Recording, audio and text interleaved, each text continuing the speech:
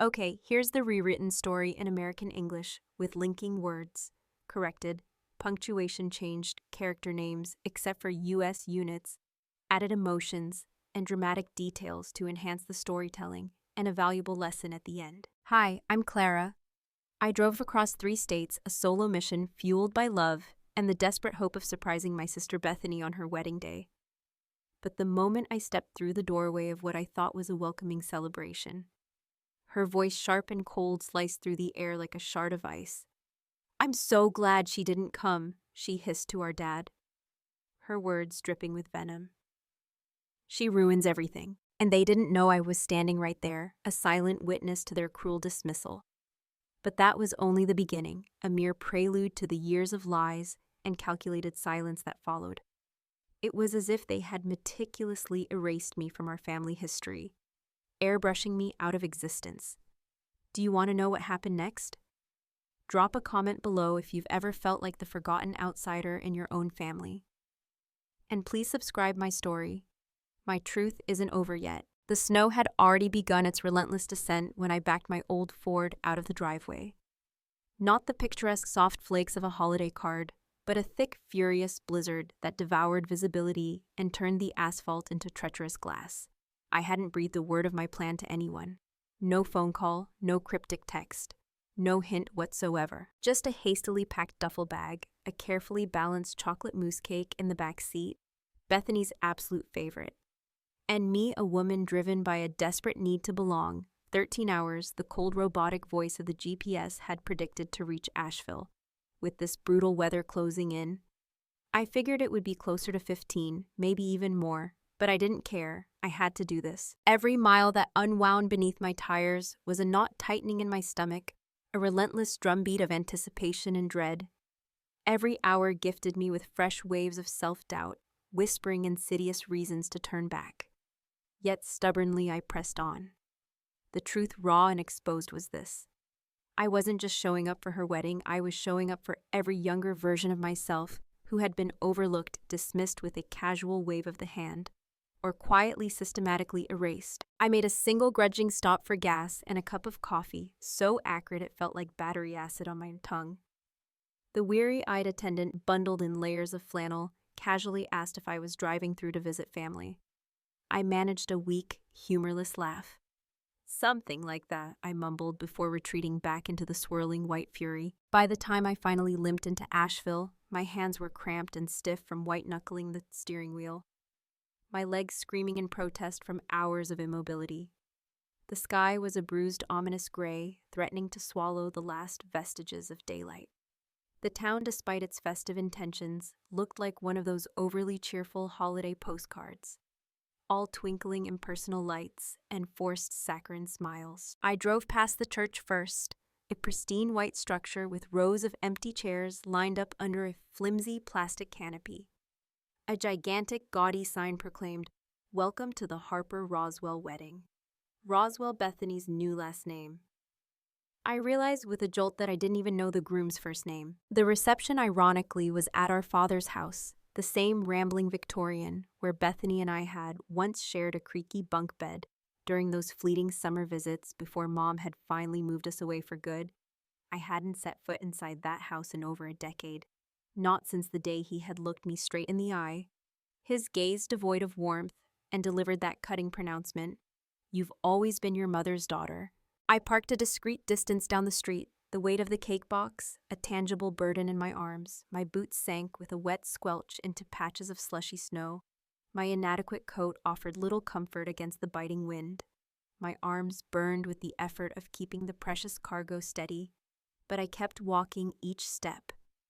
A small act of defiance, a whisper of hope, against the rising tide of despair. The front door was slightly ajar, a sliver of golden light spilling onto the snow-dusted porch.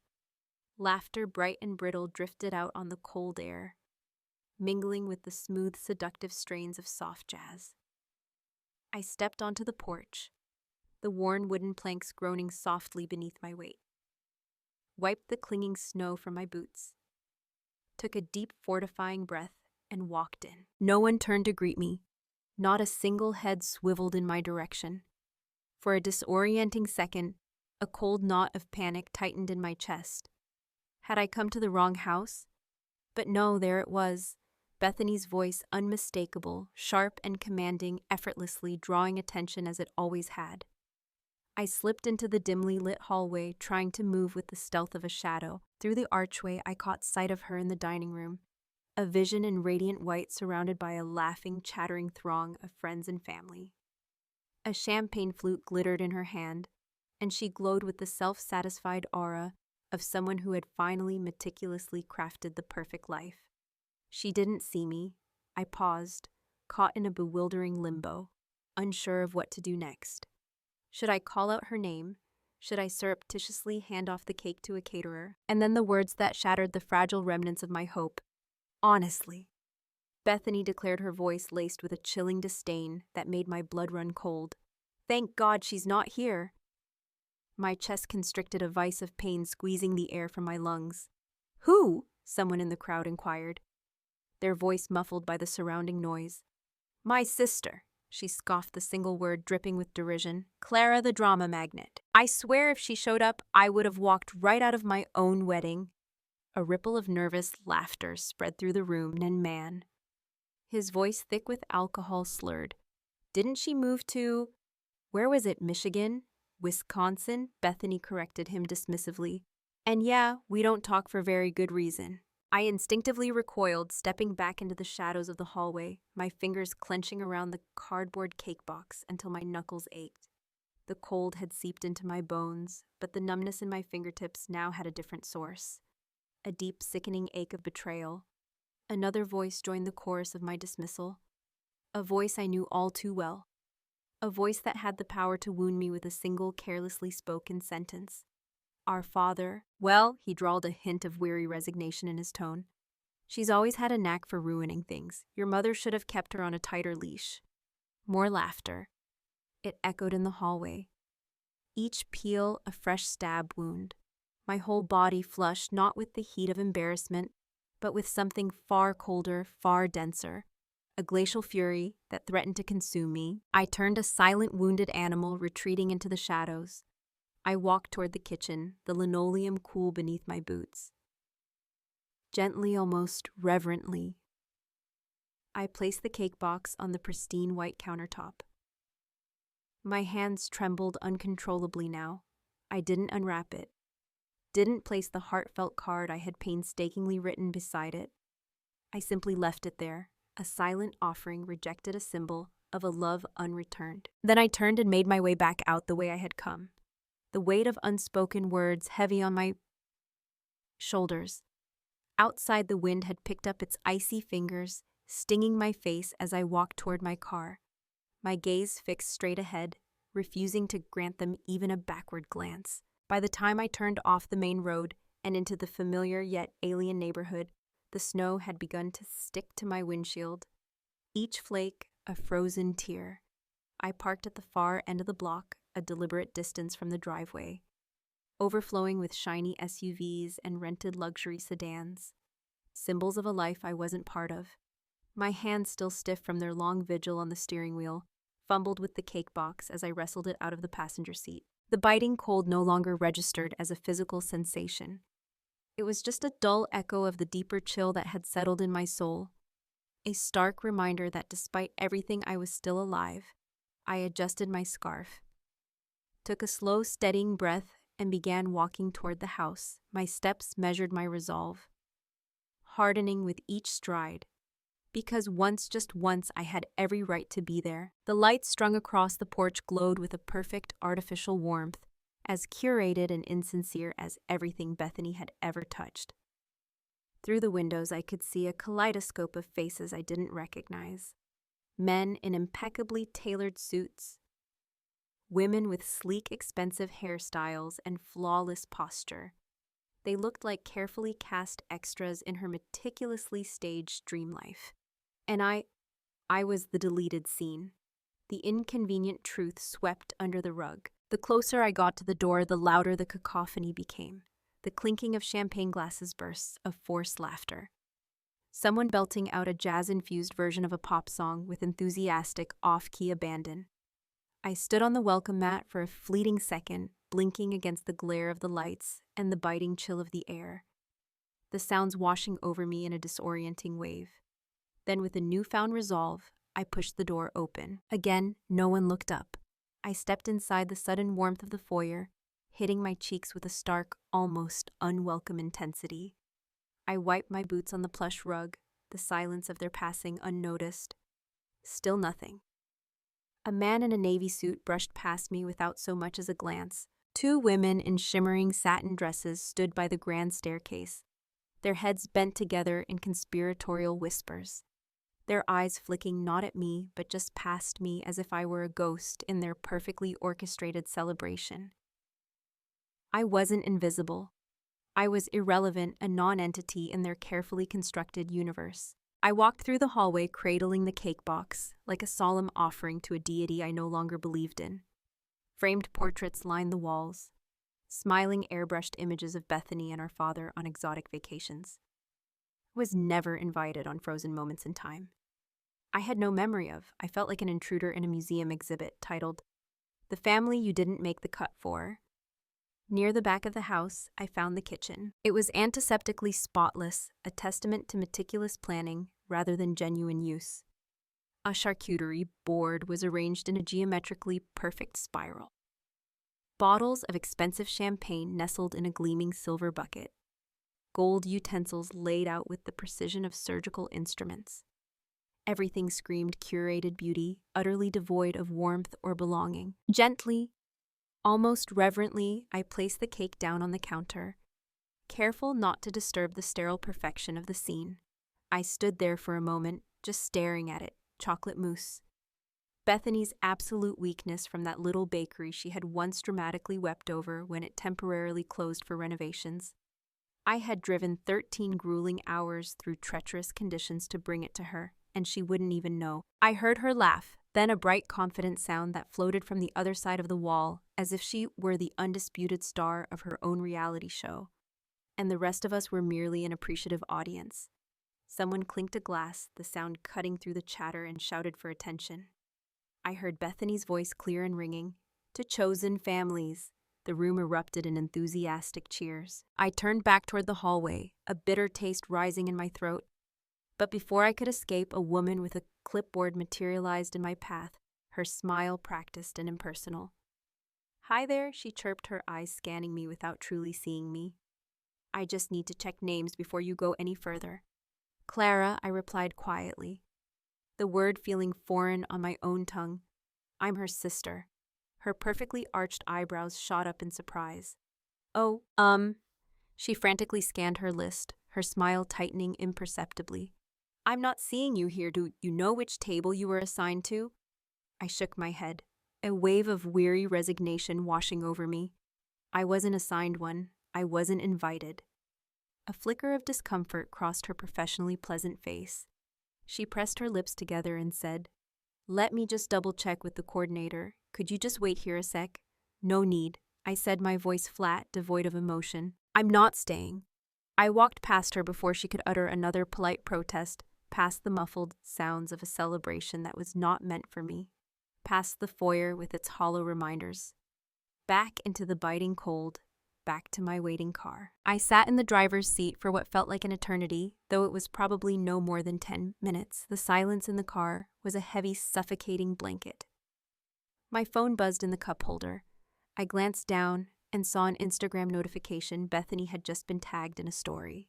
I reluctantly opened it. The video was shaky, filmed from across the crowded room. In the background, someone murmured, "Is that her sister?"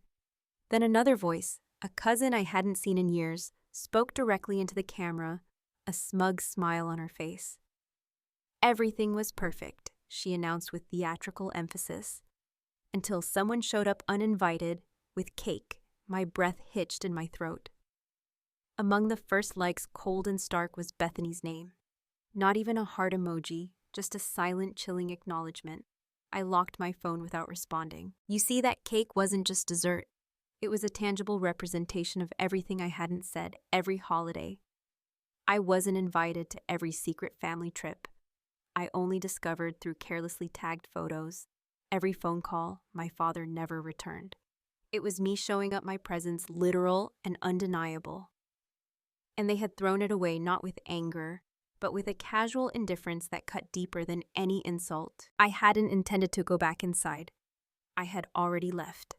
I was already at my car, my fingers white-knuckled around the steering wheel, but something inside me, a stubborn flicker of pride, a foolish whisper of hope, urged me to at least retrieve the cake, not to salvage the moment, but to salvage the last vestiges of my own self-respect. So I walked around the side of the house, past the icy flower beds and melting patches of snow, and slipped through the unlocked back patio door. The kitchen was eerily quiet now. The boisterous crowd had migrated, their laughter echoing from another room, probably raising toast to a happiness that excluded me.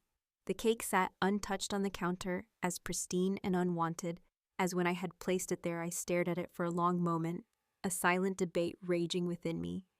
Pick it up and leave, or simply walk away and never look back. That's when I heard their voices again. I froze mid-step, standing just outside the kitchen entrance, concealed behind a wall, partially draped with shimmering silver streamers.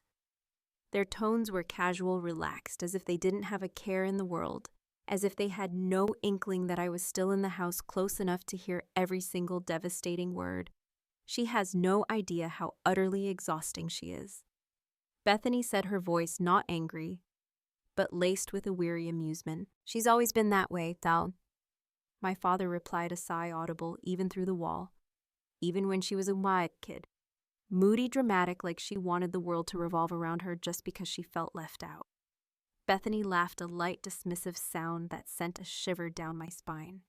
Honestly, I was so relieved when I thought she wouldn't come. She ruins everything. Weddings, birthdays.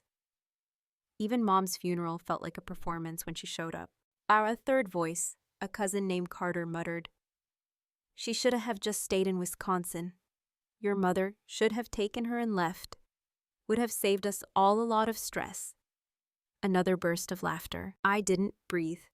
My body felt like fragile glass, thin and brittle, ready to shatter into a million pieces at any second. I had thought I was numb before I had no idea how much further there was to fall. My mind went blank, that terrifying stillness that descends in the moments before a car crash. When the world slows just enough for you to register the impending pain, but not enough to avoid it. That kind of silence, that kind of stillness. I could have walked in. I could have hurled the cake across the room, screamed until my voice gave out. I could have made a scene so unforgettable it would have haunted every family gathering for years to come. But I didn't. I just stood there, a silent eavesdropper, listening to them dissect me, talk about me as if I were some bitter aftertaste they couldn't quite rinse out of their mouths. The cloying scent of roast chicken and expensive candles hung heavy in the air around me, but all I could smell was memory. One in particular surfaced sharp and vivid, like a bruise blooming beneath the skin. I was 10 years old. It was our grandfather's 75th birthday. The whole family was there. Back when they still pretended I belonged, I had been holding a flimsy plastic cup of orange punch, the kind they give to kids at big events when someone bumped my elbow. The sticky bright liquid splashed across the pristine white carpet. I immediately bent down frantically, trying to mop it up with a handful of thin paper napkins. But my father was already looming over me, his face a mask of cold fury. No warning, no words. Just the sharp, stinging crack of his hand across my cheek, right there in front of everyone. An icy silence descended. No one said a word. Bethany looked away, her face carefully blank. My stepmother clucked her tongue and began dabbing at the spreading stain. I just stood there, my face burning, tears welling in my eyes, trying to decipher whether the sting of the slap or the weight of the silence hurt more. That was the first time I truly understood that love in our family came with unspoken disclaimers. And I apparently didn't meet the stringent fine print. Back in the present, I stepped back quietly, careful not to make a sound that would betray my presence. I left the cake where it sat. A silent, unwanted offering that had never truly been meant for me to give. I slipped through the kitchen side door and out into the night, the soft crunch of my boots on the snow, the only sound accompanying my retreat. No one followed. No one called after me. By the time I reached my car, I felt hollowed out, not raging, not even acutely hurt, just stripped bare of whatever fragile illusions I had still clung to. I turned the key in the ignition, but didn't start the engine. I simply sat there in the silent darkness, staring at my own reflection in the rearview mirror. No tears came, only the echo of Carter's cruel words. Your mother should have taken her and left, as if I had been a mistake. A regrettable inconvenience they had all just silently tolerated until now. I thought of all the years I had desperately tried to earn their affection.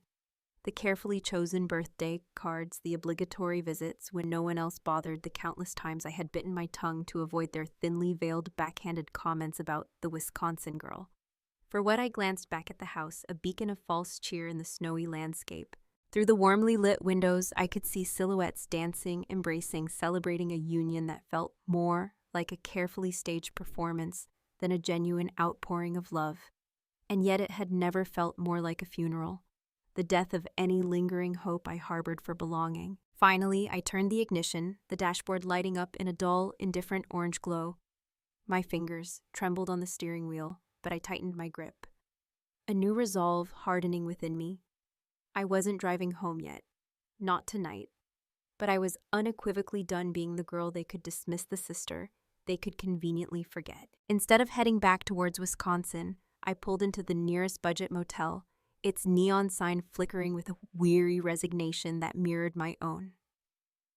One of those anonymous places where the vending machine hums louder than the faulty heater and the front desk clerk slides you a keycard without making eye contact.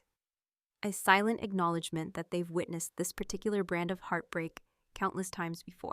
The fluorescent lights in the cramped bathroom were brutal, offering no soft filter, no forgiving shadows.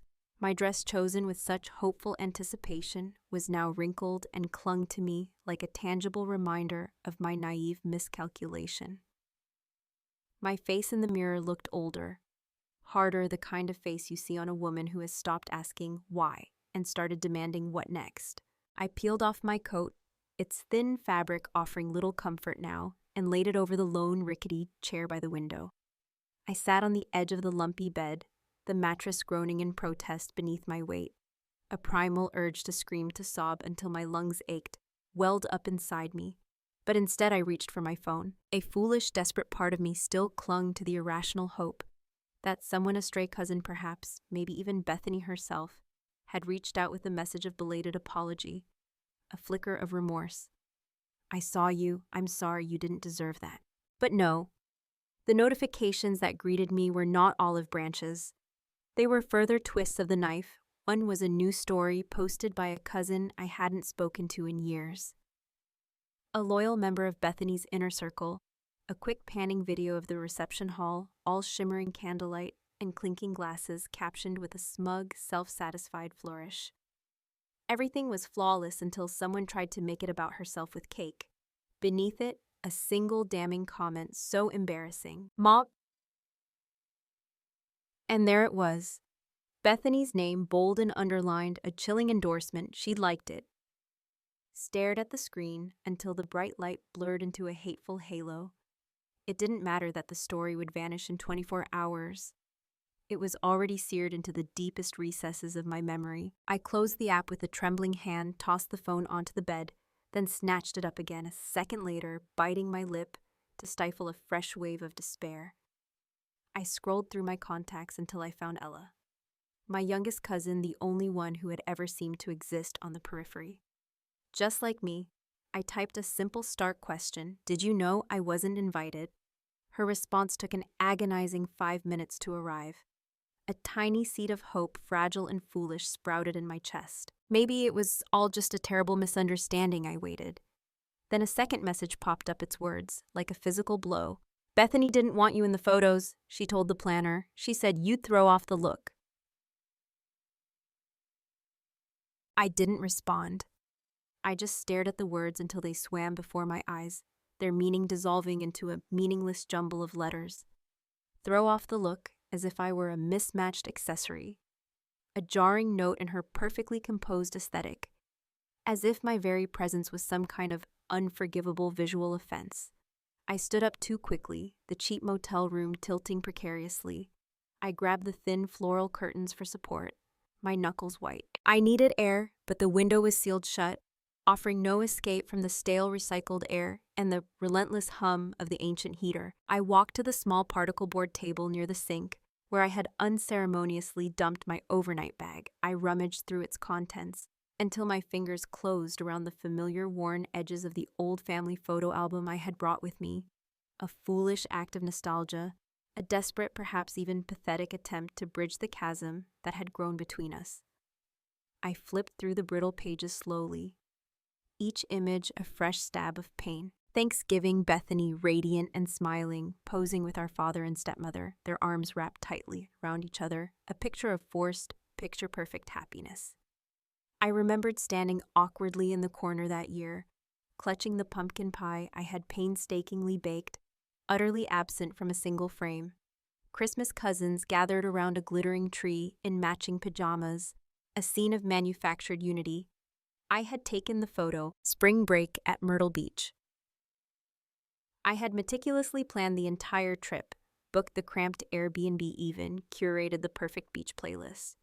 No trace of me. It was as if I had been meticulously photoshopped out of my own life story, and that's when it hit me, the full crushing weight of their deliberate exclusion. This wasn't about one wedding. This wasn't even about one night of casual cruelty. They had been systematically writing me out for years, quietly, cleanly, with a chilling efficiency. No dramatic fights, no tearful confrontations, just a pervasive, soul-crushing silence. Just omission, the kind you don't fully register until there's absolutely nothing left of you. The rage that finally erupted wasn't a sudden explosion. It was a slow, insidious burn, a quiet, steady whisper that grew into an undeniable roar. I wasn't just angry because they hated me. I was furious because they had never cared enough to even acknowledge my existence to articulate their disdain. They had simply erased me. From memories, from photos, from casual conversations, from the very fabric of their family narrative and future plans. This wasn't mere forgetfulness. It was a calculated, heartless strategy. I looked down at my phone again, its screen dark and unresponsive.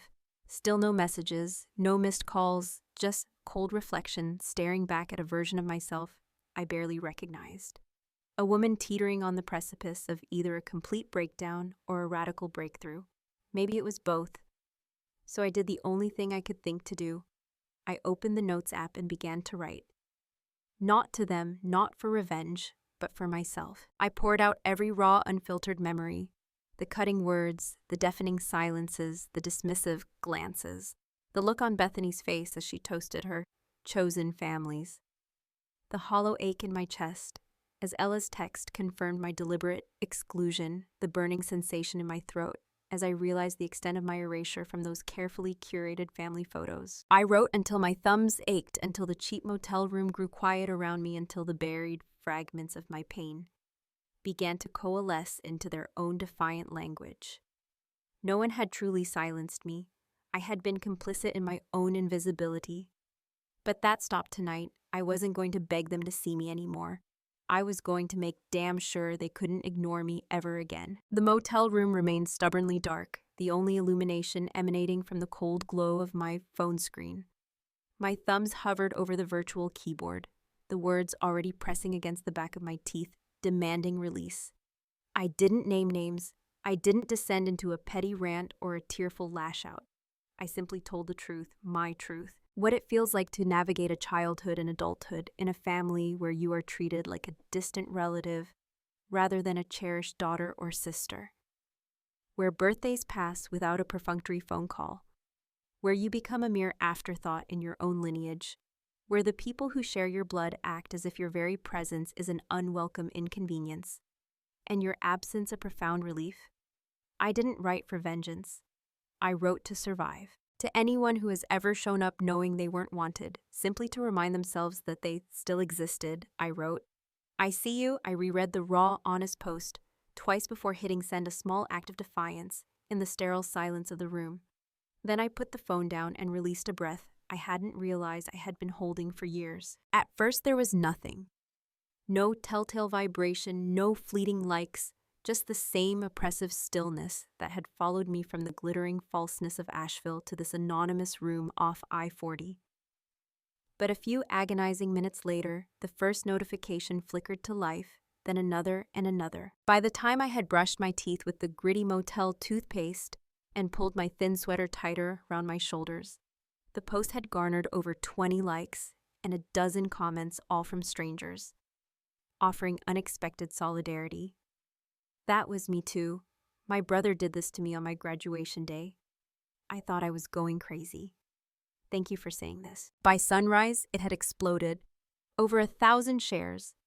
Some messages made me laugh, a raw, cathartic sound I hadn't realized I was capable of.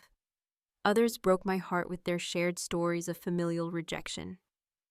But all of them echoed the same fundamental truth. You are not alone. That simple, profound acknowledgement wrapped around me like a comforting blanket.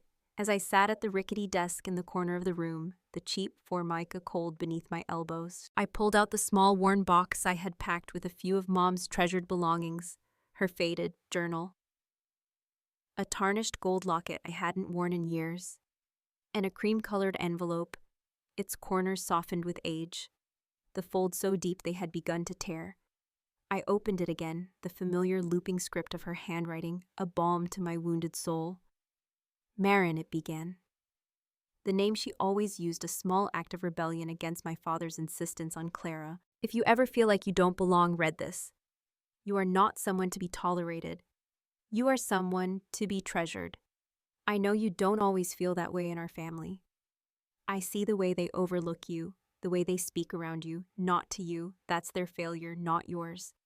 You don't have to prove your worth. You just have to remember it. I love you, Mom. I ran my fingers across the faded ink, as if I could still feel the warmth of her hand. That letter had resided in the back of my dresser drawer for years, buried beneath bills and broken pens and forgotten plans. I used to read it only in moments of utter weakness, a desperate plea for validation.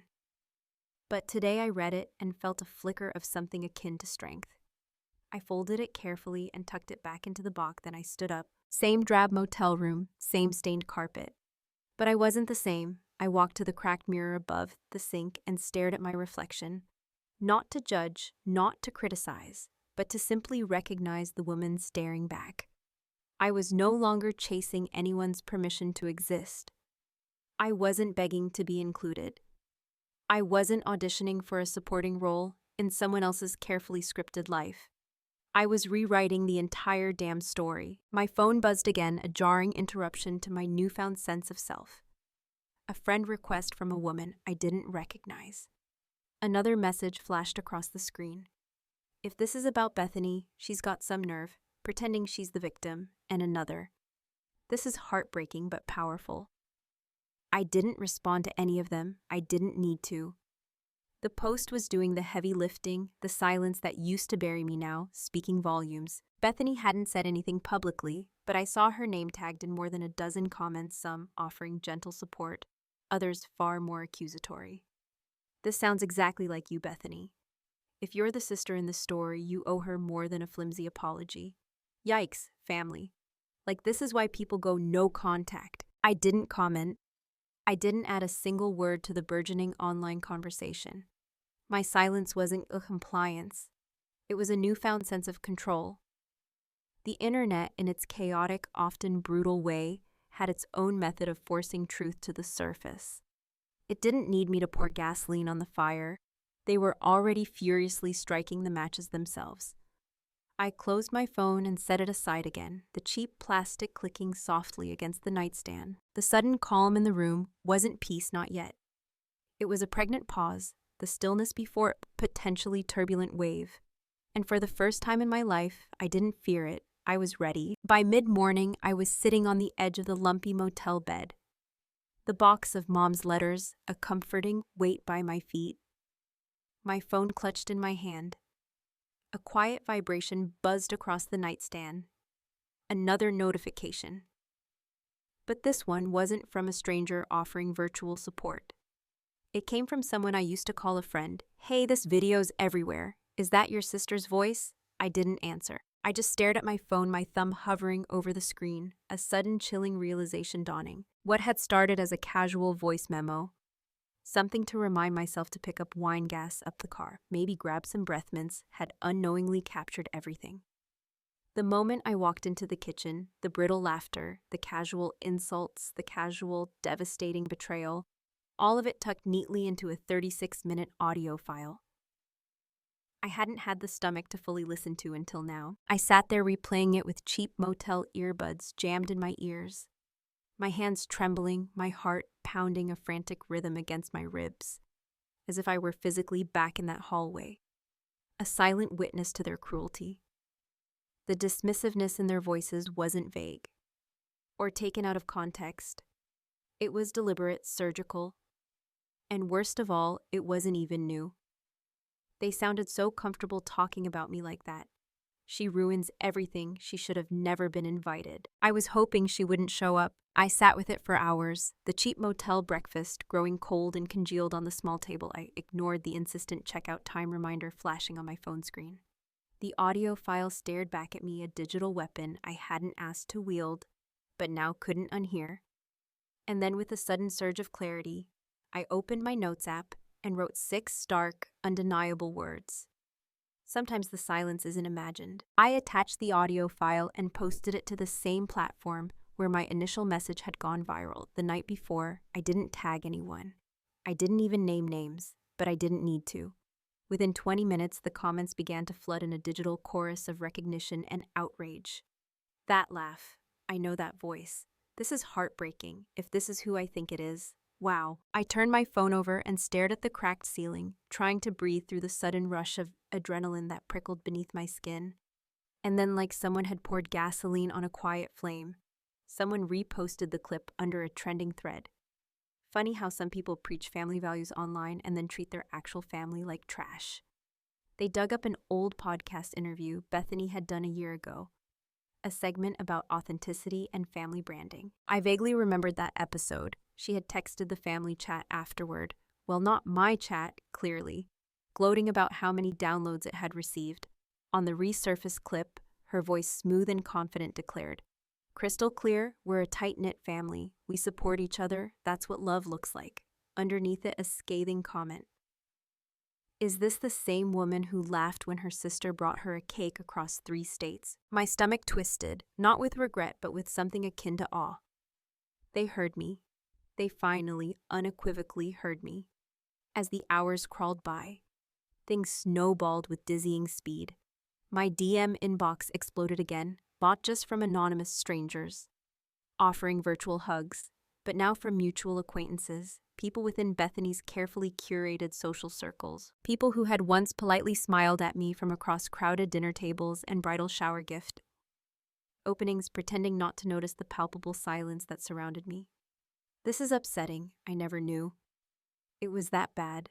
I'm so sorry I didn't say anything. Her brand sponsors started quietly untagging her from their posts. A popular influencer who had once collaborated with her, touting the importance of authentic connection, posted a vague but pointed story. "We don't support performative kindness around here. Family first, right?" Then came the friends, the ones who had stood beside her at the wedding altar, their faces beaming in the carefully staged photos. They weren't defending her, they were going eerily quiet. And for once, I wasn't the one left behind, in the deafening silence. I didn't comment. I didn't offer explanations. I didn't share follow-ups or lengthy emotional threads. The raw, unvarnished recording was doing all the work, saying more than I ever could. And strangely, I didn't feel vindictive. I didn't even feel particularly triumphant. What I felt was clean. Like I had finally lanced a festering wound, allowing the poison to drain away the fresh air, beginning to heal the raw edges. That night, while Bethany's name trended in hushed whispers and online accusations, I drove to the edge of town and parked overlooking the glittering sprawl of city lights. I played the podcast clip again, not out of spite, but as a stark reminder of the carefully constructed facade they clung to. But masks, I knew now, eventually slipped, and when they did, the silence they had so effectively weaponized against me would become the one thing they couldn't control. They had meticulously erased me from their story, but now the world was furiously writing me back in. I woke up to a storm, but this time it wasn't the raging blizzard outside a stranger's wedding, it was a digital maelstrom. My initial post, the damning recording. Saraya's unexpected statement, they had all ignited a firestorm, and Bethany was desperately scrambling to contain the raging flames. I didn't even have to actively seek it out. Her face was everywhere, plastered across my feed, clogging my inbox, even flickering across the cheap motel TV. As morning talk shows dissected the unfolding drama, she sat in a carefully staged, cream-toned room, surrounded by her favorite white lilies, their pristine beauty. A stark contrast to the ugliness of the situation. A stylist had clearly prepped her for this moment. Soft, artfully tousled waves, dewy skin, that calculated quiver in her voice. There have been misunderstandings. She began, her eyes shimmering with just the right amount of carefully applied gloss. Her tone a masterful blend of vulnerability and wounded innocence. My sister and I, we've always had a complicated bond. I sipped my lukewarm coffee, the bitter taste, a familiar comfort, and let her carefully chosen words wash over me like meaningless static. Not once did she offer a genuine apology. Not for the cruel things she had said. Not for the years of calculated exclusion. Just a vague, insincere apology for how people might have felt. Classic gaslighting in high definition. But the truly disheartening part, people believed it. The comment section beneath her video became a digital battleground. She's being so vulnerable. Give her a break. She's clearly heartbroken. You can see it in her eyes. You can't blame her for everything. I didn't respond. I didn't need to, because while the internet debated Bethany's carefully crafted narrative, another voice, clear and unwavering, was preparing to speak. Saraya, her message arrived quietly just before noon, a stark contrast to the digital cacophony surrounding us. I know I should have spoken up earlier. I was there. I heard the audio. I stayed silent because it was easier, but it was wrong.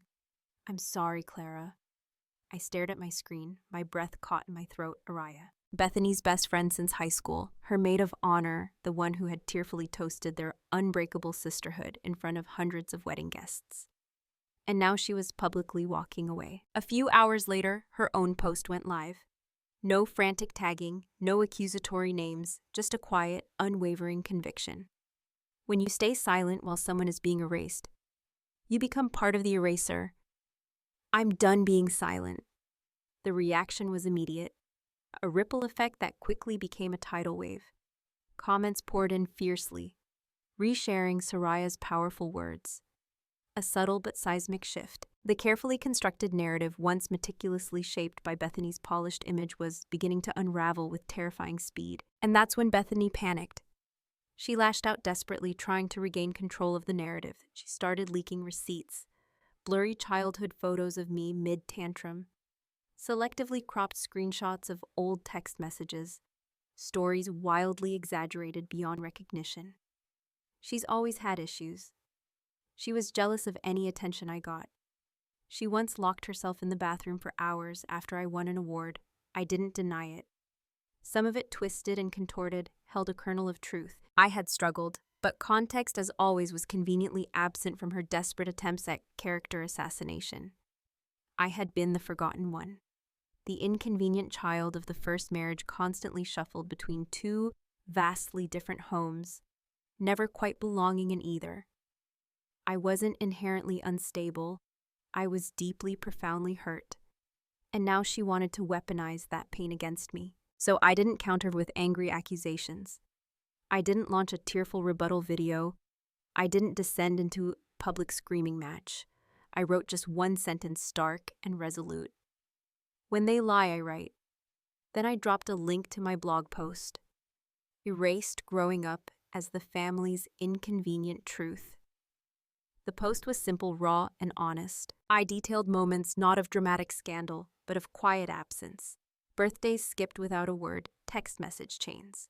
I was inexplicably removed from being meticulously cropped out of Christmas cards, so the color scheme remained consistent.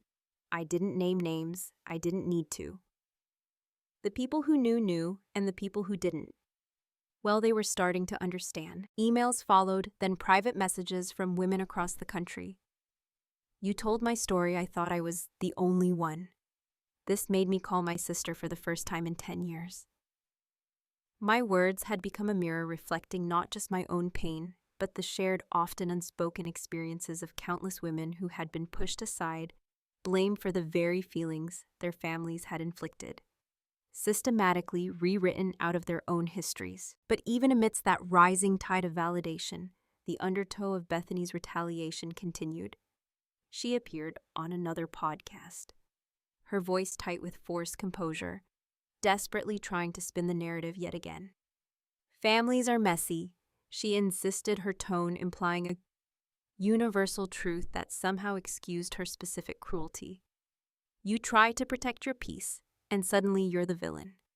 They gave her 30 minutes to carefully curate her victim narrative. I had given the world my unvarnished truth in less than 10. And still mine echoed louder because her carefully constructed image was finally beginning to crack. The pristine facade, revealing the rot beneath, that curated life, the followers, the sponsorships, the motivational speeches, all now shadowed by one inconvenient reality. The sister she had pretended didn't exist finally had a voice. I didn't need to be in their family photos anymore. I was already on a million stranger screens, finally being seen. And in that visibility, I found something she had never offered me: genuine recognition. By the time the last wave of supportive comments washed over my online post, the digital applause fading into a quiet hum of solidarity, I had already closed my laptop. Not because I was avoiding what might come next, but because I was finally unequivocally done performing for an audience that had never even bothered to take their seats. I didn't need their validation anymore. I had something far more lasting than fleeting internet fame, a fragile but growing sense of inner peace. A week later, an unexpected invitation arrived. Not from anyone in my family, not a single hesitant cousin, no apologetic aunt, no contrite father reaching out with belated remorse. No, this invitation came from a woman named Melanie, a professor at Northwestern University. She had read my blog, forwarded it to her colleagues, and now she was asking me to speak at their annual panel on healing from invisible family trauma. For a fleeting second, my stomach clenched with a familiar knot of anxiety. Speaking publicly meant reliving it all out loud to a room full of strangers. But the fear quickly receded, replaced by a surprising wave of calm. I replied simply, yes. 2 weeks later, I stepped out of the airport shuttle into the biting Chicago wind, clutching a small carry-on and a memory stick containing my slides. The sky hung heavy with the promise of more snow, and the imposing conference building loomed before me, a modern, stark structure that felt both cold and honest. That night, as I stood backstage, the microphone being clipped to my collar, I looked at my reflection in the darkened glass. Not a polished public speaker, not a perfectly dressed survivor, just me. I began my talk with a line I never thought I'd have the courage to say. I used to believe that being quiet made me noble, but silence, I've learned, can feel a lot like being erased. I didn't name Bethany. I didn't mention my father. I just told the truth. I told them about being the daughter from the first marriage, the perpetual outsider. About holidays where my name was conspicuously absent from the festive ornaments. About that spilled orange punch and the stinging slap that no adult in the room had questioned. I told them about driving 13 grueling hours just to prove my own existence. About holding a chocolate cake like it was a fragile peace treaty no one was willing to sign. About the pata, casual cruelty, and hearing my own name spat out like a burdensome inconvenience. And I ended with this simple, hard-won truth. I thought showing up would earn me love. Turns out walking away earned me peace. The audience didn't erupt in applause immediately. They sat in a profound silence, but for once it wasn't the suffocating silence of my childhood. It felt sacred. Then the applause began, a slow, staggered wave that built into a powerful, resonant sound. Backstage, I found 20 unread texts from unknown numbers, journalists, bloggers, event organizers, but none from Bethany, none from my father. And that was okay. The silence no longer felt like a punishment. It felt like a hard-earned distance. Of course, Bethany didn't stay silent for long. That night, she posted again on her carefully curated social feed. It's sad when people capitalize on playing the victim for attention. I'll always believe in family, even when others try to destroy it. Her voice, even in text, felt tight, too controlled. But the comment section didn't rally behind her this time. The top liked reply simply read, "Then maybe you should have protected your sister instead of your image." And just like that, the mask began to peel again this time, with no one rushing to reapply it. The next day, I did something I had never allowed myself to dream of. I signed a lease, a small studio apartment in Chicago, near the vibrant pulse of the river, tucked above a used bookstore that smelled gloriously of ink and history. The landlord, a soft-spoken woman with kind eyes, didn't ask why I was moving or what I was leaving behind. That evening, I unpacked the one box I had carried across state lines. A few well-worn clothes, some beloved books, and one old cracked photo frame. Inside was the last family photo I had ever kept. I stared at it for a long while, my own body awkwardly cropped at the very edge. Only half my face visible, as if even the photograph wasn't entirely sure I belonged. With a decisive movement, I slid it out of the frame and into the recycling bin. In its place, I pinned up a quote I used to hide in the back of my closet drawer. A secret mantra: "Some homes are built on love. Others you must leave to find it." I stood there barefoot, watching the Chicago snow fall gently outside my window, a stark contrast to the furious blizzard of Bethany's wedding, and thought that maybe, just maybe, I wasn't lost at all. Maybe finally I had arrived. Later that night, my blog inbox pinged. A new message: "You saved me. I was going to visit my family this Thanksgiving and let them tear me apart all over again. I read your words and I changed my mind." I stared at the screen, my hand flying to cover my mouth. Not out of shock, but out of something far deeper: gratitude, release. And for the first time in years, I cried. But not because I was broken, because I was finally truly free. Chapter 9. Closure isn't a door they open. It's one you close yourself. I stood by the small balcony of my Chicago apartment that morning, a steaming mug of tea warming my hands, a small watering can in the other. The tenacious ivy clinging to the corner of the brick wall had begun to show vibrant green shoots again. Spring was arriving, not in a sudden rush, but gently, tentatively, as if asking for permission to stay. It mirrored the quiet resilience that had begun to bloom within me. A faint trace of winter's chill still lingered in the air, but the warmth had finally found its way back in. I didn't realize how long I stood there, lost in the quiet contemplation of new beginnings, until my phone buzzed softly on the windowsill beside me. Unknown number. Didn't need to open it to guess who it was. The pattern had always been the same: reappear not to genuinely reconnect, but to subtly reassert control. I let the notification sit there, unread. No anger flared, no familiar pang of anxiety tightened my chest, just a quiet stillness. I didn't delete the message, didn't block the number. It no longer warranted that level of emotional energy. Later that day, a small brown envelope arrived from my mother's estate attorney. It was the final distribution belongings that had been mistakenly listed under Bethany's claim and thus hadn't been sent before. Inside, nestled in faded velvet, was the silver charm bracelet Bethany and I had fought over as children years ago. Not because it was particularly valuable, it wasn't, but because it had belonged to our maternal grandmother, the one person in our family who had loved me without reservation, without any hidden clauses. I vividly remembered Bethany's cutting words during one of our childhood squabbles. "You're not even really her bloodline. Why do you care so much?" I wore it that night, not as an act of vengeance, but as a quiet reminder that I belonged to myself, to my own history. 2 days later, a letter slipped through the mail slot, handwritten, no return address. I recognized the familiar, slightly uneven script, immediately: Saraya. It was short, the words raw and unfiltered. I didn't just enable Bethany Clara.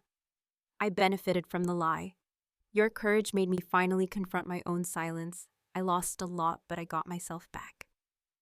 Thank you, Saria. I folded it gently and placed it in the drawer next to my mother's last letter, not to reread constantly, but to remember what genuine honesty looked like, etched in ink. That weekend, I opened my laptop to check on the blog, not for validation, not to obsess over likes or statistics, but out of a quiet curiosity. A new message blinked in my inbox. "My name is Emily. I didn't crash a wedding, but I left mine. My family blamed me for everything: my silence, my absence, my pain. I thought I was going crazy until I found your post. That's when the shaking finally stopped. I replied immediately, my fingers flying across the keyboard. You're not alone anymore. The message was brief, but that one sentence carried the weight of everything I had longed to hear for most of my life, and everything I had now learned to offer others. A month later, I returned to Asheville. I didn't drive to the familiar yet alien house. I didn't stop by the venue where the wedding had taken place. I didn't even walk past the bakery, though. A small, wistful part of me considered it. I simply walked through the town, quiet and unnoticed. Finally whole, I had no need to confront the past anymore. It had played its final devastating act, and I had taken my bow not for applause, but for the quiet dignity of inner peace. When I returned to my small Chicago apartment that evening, I hung a new photo frame above my desk. It wasn't a picture of my family. It was a snapshot I had taken in that anonymous motel room that night. The slightly melted chocolate mousse cake, sitting alone on the cheap table by the window, still wrapped in its bakery string, tilted and lopsided, yet somehow beautiful in its silent offering. Beneath it, I carefully added a caption in gold lettering: she came, she saw, she left, she healed. That was my ending, not the one they had written for me, but the one I had finally chosen for myself.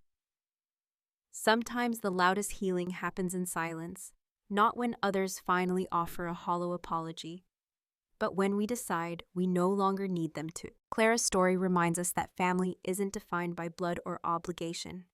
It's defined by respect, truth, and the courageous freedom to walk away. When love becomes conditional and presence becomes an act of self-erasure. Have you ever chosen peace over being right or over being included in a toxic environment? We'd love to hear your thoughts and experiences in the comments below. And if this story resonated with you, please don't forget to subscribe to our channel. We have more powerful stories of resilience, healing, and self-discovery coming your way. You won't want to miss what's next.